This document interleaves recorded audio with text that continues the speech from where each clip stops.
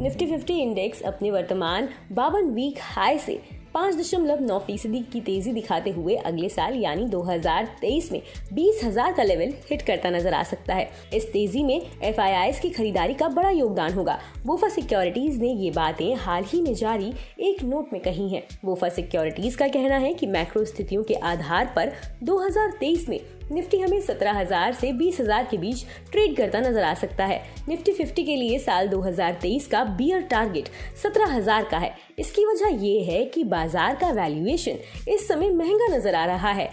आगे हमें अर्निंग अनुमान में भी कटौती नजर आ सकती है। वहीं बोफा ने इस साल 2023 के लिए निफ्टी का बुल टारगेट 20,000 तय किया है। इसका मतलब ये है कि खराब परिस्थितियों में निफ्टी नीचे की तरफ 17,000 का स्तर हिट कर सकता है, वहीं अनुकूल परिस्थितियों में ये ऊपर की तरफ 20,000 का स्तर हिट कर सकता है।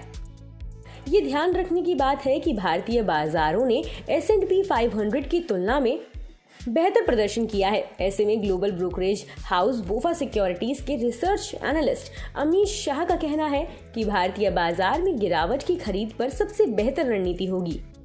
अमित शाह का ये भी मानना है कि निवेशक बाजार में उतार चढ़ाव के बीच सुरक्षा की तलाश में है। ऐसे में 2023 में लार्ज कैप स्टॉक मिड और स्मॉल कैप की तुलना में ज्यादा बेहतर प्रदर्शन करते नजर आएंगे। बोफा सिक्योरिटीज का ये भी मानना है कि आगे हमें ऑटोमोबाइल, हेल्थ केयर और IT जैसे सेक्टरों में अर्निंग अनुमानों में कटौती देखने को मिल सकती है। वहीं कम्युनिकेशन सर्विसेज और डिस्क्रिशनरी कंजम्पशन का आउटलुक बेहतर नजर आ रहा है।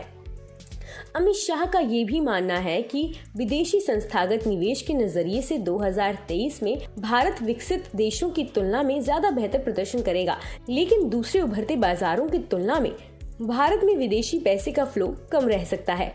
कहाँ है निवेश के मौके? इस सवाल के जवाब में अमित शाह का कहना है कि इस समय भारत में प्राइवेट और सरकारी बैंक, इंश्योरेंस कंपनियों और गैर बैंकिंग फाइनेंस कंपनियों में निवेश के अच्छे मौके नजर आ रहे हैं। इन सेक्टरों को लोन की मांग में बढ़ोतरी से फायदा मिलेगा। वहीं बोफा सिक्योरिटीज का मानना है कि IT, मटेरियल, एनर्जी और कंज्यूमर डिस्क्रिशनरी का वैल्यूएशन काफी महंगा नजर आ रहा है। FMCG कंपनियों पर बोफा सिक्योरिटीज की राय है कि इस सेक्टर को कम होती महंगाई और अनुकूल बेस इफेक्ट का फायदा मिलेगा। इसके अलावा रूरल इकोनॉमी में आ रही ग्रोथ से भी इस सेक्टर को फायदा मिल रहा है।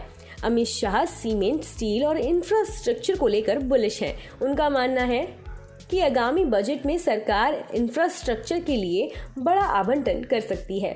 इन सेक्टरों को प्रधानमंत्री आवास योजना, शहरी और ग्रामीण इलाकों में अफोर्डेबल हाउसिंग पर सरकार के फोकस का फायदा मिलेगा। उन्होंने ये भी कहा कि अगर सीमेंट स्टॉक अच्छा प्रदर्शन करते हैं तो 6 महीने बाद इनमें से मुनाफा वसूली करके बाहर आ जाना चाहिए।